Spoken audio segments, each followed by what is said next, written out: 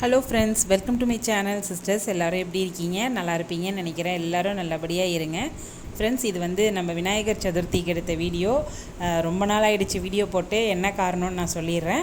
எங்கள் அத்தைக்கு, அதாவது மாமியாருக்கு வந்து ரொம்ப உடம்பு சரியில்லாமல் போயிடுச்சு. அவங்க நம்ம வீட்டுக்கு வந்திருந்தாங்க. ஒரு 2-3 வீக்ஸ் இருந்தாங்க. கொஞ்சம் ரொம்ப வேலையாக தான் இருந்தது. அதனால தான் என்னால் வீடியோ சரியாக போட முடியல. அன்றைக்கி வந்து விநாயகர் சதுர்த்தி அன்னைக்கு நம்ம கேட்டு விநாயகருக்கு காலையிலையும் சாயங்காலமுமே நம்ம தான் வந்து உபயம். அதாவது அபிஷேக பொருட்கள் ஆகட்டும், மாலை, அந்த துண்டு எல்லாமே நம்ம தான் செஞ்சோம். இது வந்து காலையில் நம்ம செஞ்ச அபிஷேகம் ப்ளஸ் அலங்காரம். எப்படி இருக்குன்னு சொல்லுங்கள். விநாயகர் சதுர்த்தி அன்னைக்கு மதியானம் ஒரு 2 மணி நேரம் தான் ரெஸ்ட்டு கிடச்சிது. மற்றபடி காலையில் 3-3:30 ஆரம்பித்த ஓட்டம் வந்து ஓடிக்கிட்டே இருந்தோம். ரொம்ப சூப்பராக இருந்தது. எனக்கு ரொம்ப மனசுக்கு பிடிச்ச ஒரு நம்மளோட பண்டிகைகளில் முக்கியம் வந்து நம்ம விநாயகர் சதுர்த்தி தான். அது என்னன்னு எனக்கு தெரியாது. அவ்வளோ சந்தோஷமாக இருப்பேன். பார்த்து ஒன்று செய்வேன். அன்றைக்கி வந்து முதல் நாளே வந்து விளக்கெல்லாம் விளக்கியாச்சு. அதுதான் விளக்கி அந்த எண்ணெயும் திரியும் போட்ட வீடியோ. இது வந்து நம்ம வீட்டு பெரிய பொண்ணு வந்து விளக்கேற்றுறாங்க. விளக்கு வந்து ராஜா ஏற்றினா, அடுத்து யாரா பெரிய பொண்ணுன்னு பார்க்குறீங்கன்னா நம்ம அத்தை தான். ஏன் அப்படின்னா, நான் எப்பயுமே அப்படி தான் பார்ப்பேன் அவங்களுக்கு நான் எப்படின்னு எனக்கு தெரியாது. அவங்க இருந்தாங்க, அதனால் அவங்கள வந்து ஒரு குத்து விளக்கு ஏற்ற சொன்னேன். அவங்களால ரொம்ப முடியல. அந்த தீக்குச்சியை கூட அவங்க வந்து எங்கே போகிறதுன்னு தெரியாமல் கொஞ்சம் அப்படியே தடுமாறுறதை பார்க்கலாம். ராஜா தான் அப்புறம் குச்சியெல்லாம் வாங்கினா.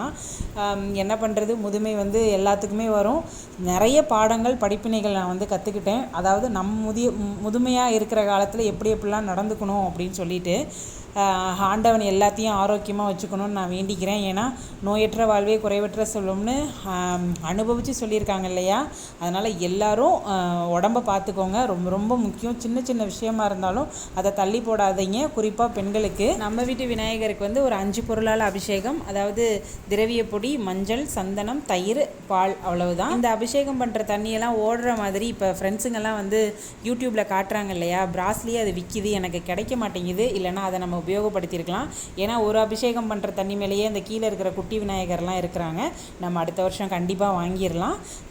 ஒரு சிவனடியார் வந்து ஒரு சின்ன ஷார்ட்ஸில் நான் பார்த்துருக்கேன். அவங்க பேர் எனக்கு சொல்ல வரல. ரொம்ப ஃபேமஸான ஆள் தான்.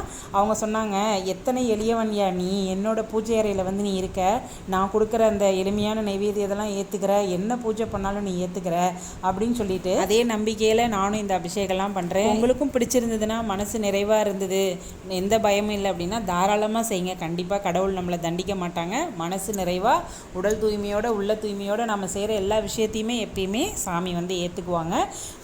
அப்புறம் வந்து அன்றைக்கி விநாயகருக்கு புது துண்டு வாங்கியிருந்தேன். துண்டும் வஸ்திரமும் சாத்திட்டு எங்கிட்ட இருக்கிற எல்லா நகையும் போட்டாச்சு. முதல்ல போட்டது தங்கம், அதுக்கப்புறம் போட்டது எல்லாமே வந்து இமிடேஷன் ஜுவல்லரி தான். எனக்கு என்னமோ ஒரு அப்படி அலங்காரம் படுத்தி பார்க்குறதுல எனக்கு அவ்வளோ ஒரு பிரியம்.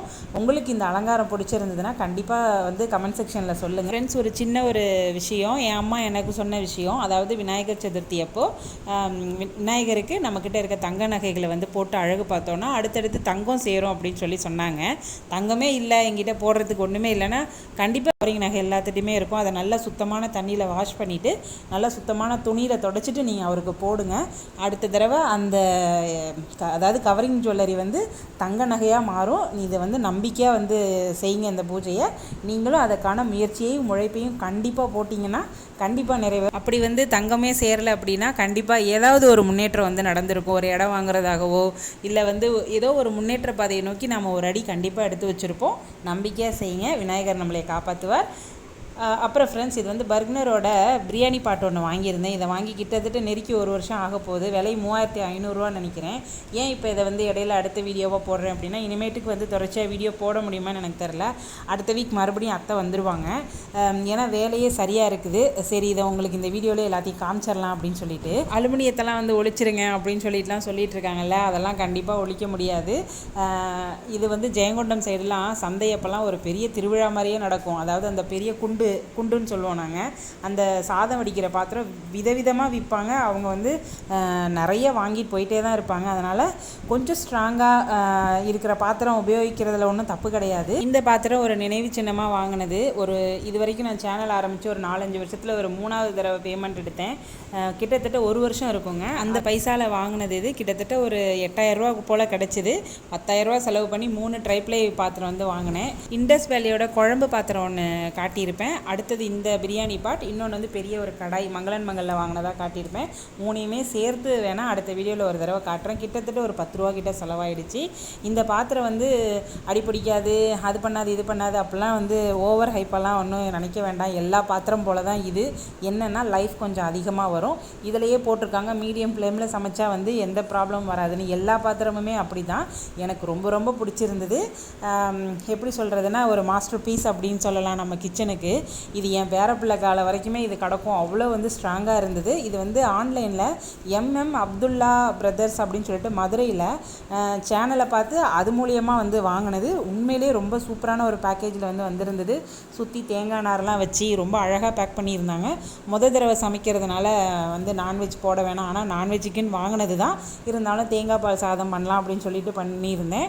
என்னமோ ரொம்ப சந்தோஷமாக இருந்தது. இந்த மாதிரி பாத்திரங்கள்லாம் முன்னெல்லாம் ஃபாரின் வீடியோஸில் தான் நம்ம அதிகம் பார்த்துருப்போம். இப்போ சகட்டு மணிக்கு நம்ம எல்லாருடைய கிச்சன்லேயும் இதை பார்க்குறது கொஞ்சம் சந்தோஷமாக இருக்குது. ஏன்னா நம்மளும் அடுத்த லெவலில் நோக்கி போய்கிட்டு இருக்கோம் அப்படின்னு சொல்லிட்டு. ஃப்ரெண்ட்ஸ், நீங்கள் இப்போ இந்த அலுமினிய பாத்திரம் வச்சுருக்கவங்க ட்ரைப்ளே பாத்திரம் வாங்குறாங்க அப்படின்னு சொல்லிட்டு நம்மளால் முடியலையே அப்படின்னு நினைக்காதீங்க. பரவாயில்ல, அலுமினியமாக வாங்காமல் கொஞ்சம் ஹெவியாக வெயிட்டாக உள்ள ஸ்டெயின்லெஸ் ஸ்டீல் வாங்கிக்கோங்க. அது இன்னுமே நல்லா தான் இருக்கும். ஃப்ரெண்ட்ஸ், இது நல்லது அது நல்லதுங்கிறத தாண்டி நம்மளால் நம்ம பொருளாதாரத்துக்கு என்ன வாங்க முடியுமோ அதை வாங்கி நீங்கள் தாராளமாக யூஸ் பண்ணுங்கள். ஒன்றும் பிரச்சனை கிடையாது.